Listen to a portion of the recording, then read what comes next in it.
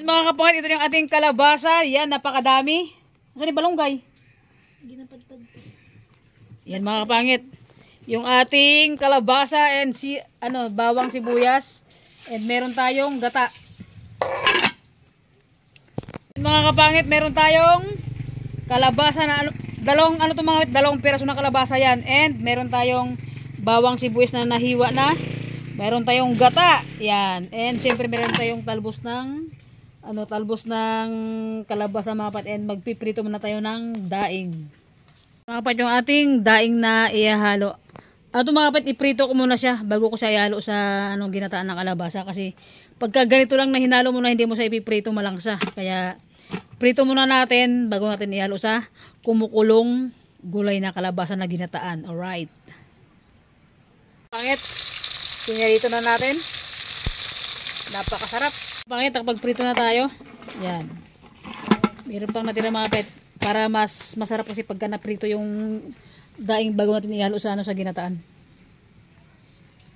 Diyos ko. Mukha tayong sasabong. Sa buhok natin. Alright. So yung mga pet, wala pa tayong ligo. Hindi pa tayo nakapag-umagahan. So itong niluluto ko, pananghalian natin pang umagahan ko na rin to. So nagkape lang ako kanina.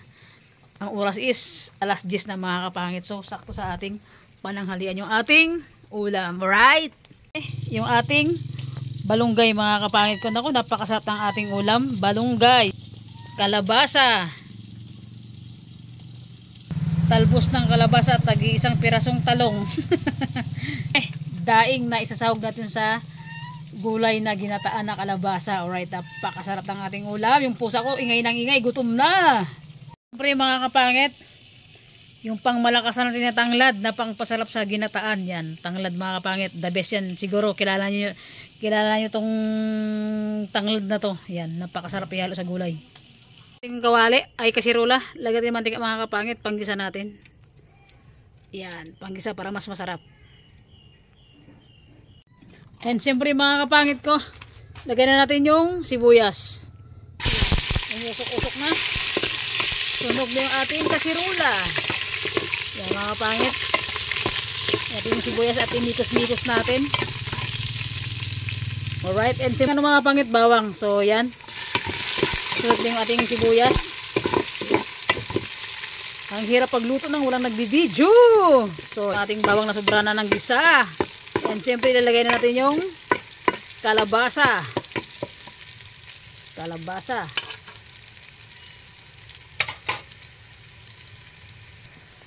Alright, sunog na ang ating ginigisa. Kalabasa. Kalabasa pa rin. Yan mga pangit. Mas masarap mga kasi pagka ginigisa talaga to. Yan. Sila natin pananghalian. Mga pangit, ilagay na natin yung tawag niyan. Tanglad. Lagyan mo nga yung tanglad para ito kasi mga pangit kapag mamaya mo pa ilagay, hindi kakapit yung kanyang sarap. Yung kanyang bango ba, ganun. Alright, sana all mabango. Wala pa tayong ligo. Ay, Diyos mio marimar, di mo yung kuto. Yan. Kasi mga kapangit, para siyempre mas masarap yan mga kapangit ko. Siyempre, takpan natin para magpailalim siya. And siyempre pagkatapos, lagyan natin ng ricado mga kapangit. So, yan. Lagyan natin ng ricado. Napakasarap ang ating ulam. Grabe, nakakagutom. Bitchin. Yan, bitchin mga kapangit. And siyempre, lagyan natin ng paminta. Yan mga kapangit. Lagyan natin ng kunting magic sarap lang. Kapangit, lagyan natin siya ng paminta. Okay yan, boy. Ayan. Lagyan ng mga kapangit paminta. Ito mga kapangit, nagisa ako. Hindi ko na sa mga kapangit lagyan ng tubig para maglambot yung kalabasa. Ang direct na ilalagay natin dito ay yung pinaka gata niya na talaga. And siyempre, lagyan natin ng cubes, mga kapangit yan. Cubes na cubes. Kalabasa and cubes. Pampasarap to mga kapangit ko. And siyempre, lagyan na natin yung kanyang gata. Gutom na rin talaga kami mga pangit. Ito mga kapangit, itong niluto namin. Itong niluto ko, na to? Pang 3 bahay na to yung magiging ulam namin dito. Kay ate ko, kay Brian. Dito sa amin kasi kami na naman dito. And isang kasirulo na kalabasa na niluto namin, 2 buong kalabasa mga kapangit. And siyempre, lagay na natin yung gata para mas masarap yan. Yung damit ko baliktad pa, hindi ko napansin. Alright, ay naku po, parang dito mawala. Yan, so yun mga kapit, lagyan na natin yung ating gata. Whew! The best tong ulam natin sa tag-ulan na panahon. Yan. Diba? Ito kasi mga kapangit, kapag nilagyan ko pa siya ng tubig na pampalambot sa kalabasa, kumbaga yung gata niya kasi maglagnaw na, kaya pure gata yung ating nilagay mga kapangit ko. So yan, yung buhok natin. Abangan nyo ako sa linggo. Isasabong ako ng, ilalaban ako ng jerby. Yung buhok natin, pangsabong. Alright mga kapangit. And siyempre, imikos-mikos na natin mga kapangit. At ito mga kapangit ko, hindi ko na siya lalagyan ng, hindi ko muna siya lagyan ng ng asin. Kasi nga, yung daing natin hindi ko alam maalat or hindi ganong maalat. Baka sobrang alat ng daing natin. Tapos, maglalagay pa tayo ng asin, so magdudubli yung alat niya at baka hindi malamon. Parang si Clifford mga kapangit, nagluto ng pagkain namin. Diyos ko, grabe ka alat, di ako nakakain. Sabagay, diet ako ng 2 gabi. Yung niluto niya ng noodles, niluto niya ng mga kapangit, niluto ni Clifford ng corned beef. Grabe, napakaalat, di ako nakakain, kaya mamamaya tayo nito. So siyempre, pakuluin natin mga kapangit and takpan na natin. Pagka kumulo, ilagay na natin yung daing and yung gulay niya. Siyempre yung mga kapangit, pag pakuluin natin ang pakuluin para mas masarap mga kapangit. And ilagay natin yung cubes pagka kumulo na. So yan, sa mga mahilig dyan sa gata, sa mga viewers natin dyan, yung mga Bisaya dyan or dito sa Pilipinas, kung mahilig kayo sa gata, the best to mga kapangit, gayahin nyo na gata na mayroong cubes, na may gulay, na may daing, may tanglad mga kapangit. So yan, yun yung ricado niya sa gata. Pag ako nagagata, ganun yung niluluto ko ganun yung ginagawa ko mga kapangit. Pag ako yung nagagata, yun yung ricado niya. So yun, siyempre takpan na natin mga kapangit. Ganon? ulit. Dahan, joke pa dam. Gutom ka na ba? Yan, ganyan dapat. So yun mga kapangit, mamaya ulit. Mga kapit, medyo pakulo na siya mga kapangit. So yan, tignan nyo yung ating dirty keychain. Paypayan natin. Pinagpilituan natin ng daing kanina. So yan, paypayan natin mga kapangit para mas mabilis. Alas 11 na kasi mga kapangit ko. Sobrang lakas pa ng ulan. Sama talaga ng panahon. So yan. Simulo na, pakulo na pala siya mga kapangit. Ano ba, Joe Padam? Gutom na talaga mga kapangit. Gutom na talaga. Yan. Gito ang buhay province pag ganito. Pugon, kahoy, yan. Diba? Yan naman. Napakalingas ng ating uling, oh. Diba? San ka palulugar? Alright. So yan. Tignan natin kung kumulo na. Mga kapangit ko, pakulo na siya. Haluin natin. Hindi ko pa titikman mga kapat yung lasa nito kasi nga lalagyan natin ng daing, baka sobrang alat kasi yung daing. Magdubli-dubli ang alat, baka hindi makain siya, kaya yun. So lagyan natin yung daing mga kapangit kasi kumulo na siya. Yan, lagyan natin yung daing. Mga kapangit, lagyan natin yung ating daing mga kapangit. Daing. Lagyan natin. Yan, para magsuminarap siya. Kasi mga kapit, pagka inuna ko yung gulay para matikman natin kung maalat ba tong kung maalat ba tong daing natin. So yan, lagyan na natin. Pakita natin mga kapit sa camera para makita yung, ilapit natin yung yung video para makita nyo. Grabe ah. Alright. Mga kapangit, yan takpan natin na. Napakasarap, tignan nyo. Oh. Nakakagutom pag gagating ulam natin lagi. Oh. Solid. Mga kapit, lagyan natin yung cubes mga kapangit ko. Yan. Para mas masarap mga kapangit. Yan. Diba? Solid to.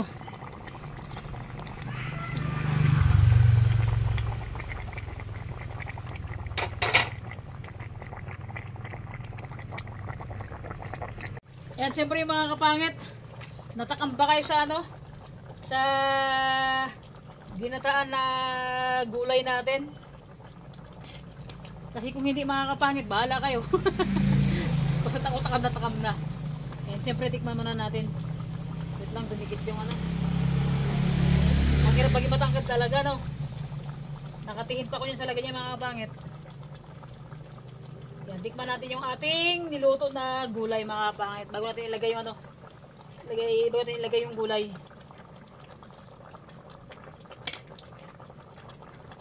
Tikman natin kung anong lasa. Lutong binulandos, pag hindi maubos, ibuhos, alright.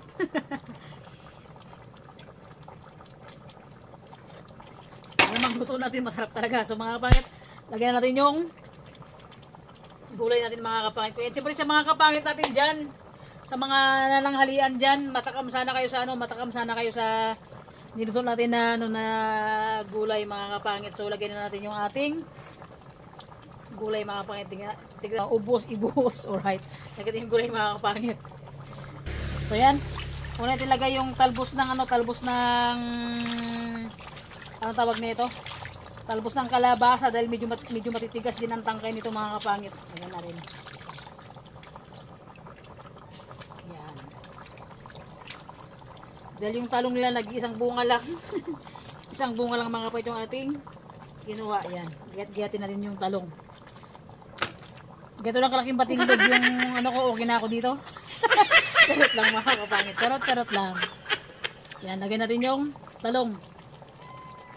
Nakakatakot yung talong natin And siyempre yung mga kapangit, mamaya natin ilagay yung ating balunggay kasi medyo matigas yung ating talong. And yung, ang tawag niyan, talbos ng kalabasa. Takpan natin mga kapangit. Ayan. So yan mga kapangit ko. Kung nasarapan kayo sa luto ko kahit hindi nyo natitikman, ako lang magtikim mga kapangit, sapat na yun, parang nakatikim na rin kayo mga kapangit dahil nanonood ko sa vlog natin. Siyempre, and sa mga viewers natin, comment down below kung tagasan ba kayo, kung saang lupalop kayo ng mundo, ng lugar, para malaman natin mga kapangit kung tagasan kayo, and comment na rin kayo kung masarap ba yung niluto natin na kalabasa na ginataan na mayroong balunggay, talong na 1 piraso, talbos ng kalabasa, and siyempre daing mga kapit and ginataan natin yun. So mga kapangit ko, sana'y nag-enjoy kayo mga kapangit sa ating pagluluto mga kapangit. So mamaya ilagay na natin yung ating talbos ng balunggay mga kapangit. So yun mga kapangit ko, sa lahat po ng mga subscriber natin, salamat po sa inyong lahat na bagong pasok na subscriber sa akin. Kung nanggaling man sa subscriber ni James, nanggaling man sa subscriber ni Edgar, maraming salamat po sa mga bagong pasok na subscriber. And siyempre hindi lang sa subscriber natin, sa lahat po ng sumusuporta. And siyempre hindi lang din po sa lahat ng sumusuporta, sa lahat po ng viewers natin po dyan. And shoutout po sa inyong lahat. And sa mga nagko-comment po, shoutout po, big shoutout po sa lahat na nagko-comment dyan. Maraming salamat po na nandyan kayo lagi always mga kapangit na na sumusuporta sa content natin. So yun, baka sunog na, baka luto na yung, baka bulok na, baka lanta na yung ating gulay mga kapangit. So yung mga kapangit ko, mamaya konti, ilagay natin yung ating balunggay. Or sobrang alat, o ilagay yung balunggay. Yan. Siyempre papakita natin mga kapangit yung niluluto natin.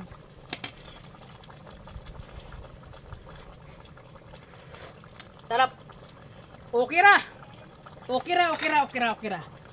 Lagyan natin yung balunggay. Wait lang, papakita ko sa inyo mga kapangit para makita niyo yung talbos ng kalabasa. Ano ba yung padam? Parang ang layo ng isip ko ngayong araw na to. Tignan nyo. Yan.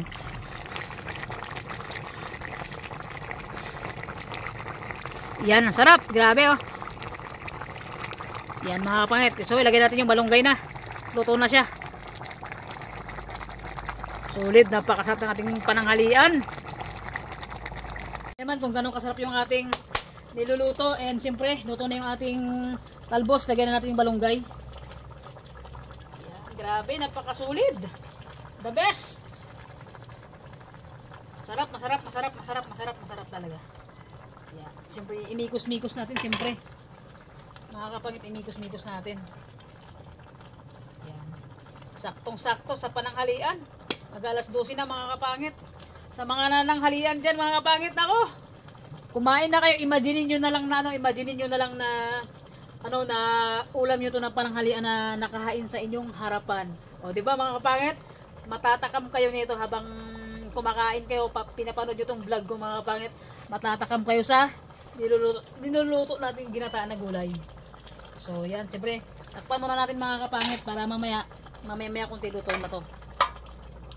Yan mga kapangit ko. And siyempre mga kapangit, mag-shoutout muna tayo mga kapangit ko. Kasi unang-una shoutout sa family ko sa Ilagan, kay Ate Bing, kay Kuya Ronnie, and kay Kuya Pads, kay Ate Joy, kay Ate Ems, yung mga kapatid ko sa Manila, sa Isabela. Shoutout ko sa inyong lahat. Ingat kayo lagi dyan, and may bagyo ngayon. Sana okay kayo. Kami dito, okay lang din naman. And siyempre shoutout kay Ate Janet, shoutout po kay Ate Janet, kay Ate Abs, shoutout po kay Tita Gina, kay Ate Mitch, kay Nix Persopone, kay Ate MC, kay Charmaine, and siyempre kay Minchi, shoutout. And kay Katrina Payne, shoutout po sa inyong lahat. Ingat po kayo lagi diyan kung nasaan man tayo ngayon sa mundo na ginagalawan natin, and sa lahat ng subscriber, shoutout po sa inyong lahat, sa mga naka-subscribe sa akin. Thank you so much po.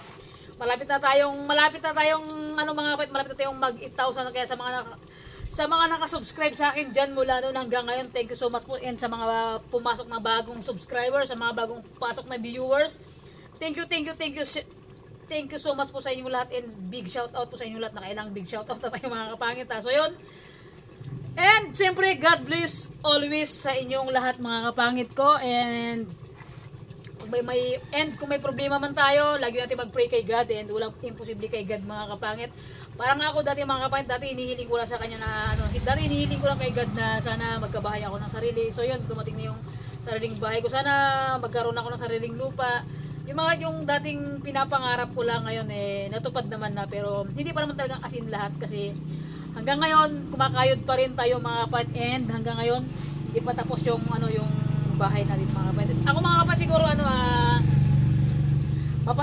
mapatapos ko lang yung bahay ko, and sa araw-araw dito yung nagugutuman, dito yung nagkakasakit, and meron tayong pinagkukunan na araw-araw lang para sa pagkain natin, and sa mga financial araw-araw mga kapatid, kailangan din kasi natin yun, and sa mga blessing na dumadating sa akin, yung paggising natin mga kapatid sa araw-araw, sobrang big blessing na yun, na paggising natin okay tayo, wala tayong sakit. So yun mga kapatid, hanggang doon lang. And sana yung nag-enjoy ko sa ating vlog for today's video ngayon. So yung niluto natin, baka lusak na yung gulay. So mga kapatid, siyempre bago natin i-end tong vlog na to, papakita ko sa inyo muna yung niluluto natin. So yun na mga kapangit. Yan, okay, napakasarap, grabe. Ibaba natin mga kapangit para talagang as in makita nyo na yung talagang yung kulay niya talaga, kasi medyo mausok, kaya din yung ganun makita. So ibababa natin yung yung kasirola. So yun mga kapangit, ito na yung ating niluluto mga kapangit. So yun, nilagyan natin ng flash yung cellphone natin para as in makita yung mga kapangit, kasi nga napakadilim dito kahit nasa labas na tayo ng kusina, sa labas na tayo ng bahay. So yan, tignan nyo naman mga kapangit, napakasarap ng ating ulam mga kapangit ko. So yan, let's go, kain na talaga tayo. So yan, tignan nyo mga kapangit, napakasarap. Dahil lang, halukayin natin mga kapangit para makita nyo. Yan o, yoy, napakasarap, grabe. Yan mga kapangit o, sarap ng ating ulam. So yan, yun mga kapangit, natapos natin pagkatasan nyo yung ating gulay. Gimplex ko sa inyo na naluto na talaga para matakam kayo mga kapangit. And siyempre mga kapangit ko, so yun, dito na nagtatapos yung ating vlog mga kapangit ko. So yun, ingay, Diyos ko, sige, mauna ka na, ang ingay na sakyan na to. And siyempre mga kapangit ko, kung bago ka pa lang sa aking YouTube channel, don't forget to subscribe mga kapangit. Don't forget subscribe mga kapangit. Pag nakita nyo yung aking YouTube channel, please subscribe na kayo sa ating YouTube channel mga kapangit, para mabili natin yung 10,000 subscriber, and malapit na mga kapangit ko. Thank you so much po sa inyong lahat. Bye bye mga kapangit, see you next vlog. Mga kapangit ko, let's go, kakain na tayo mga kapangit. Gutom na talaga mga kapangit. So yung kanin natin, may daing tayo, yung ating gulay, and meron tayong sausawan mga kapangit. So let's go mga kapangit, let's eat. Daing. Gulay.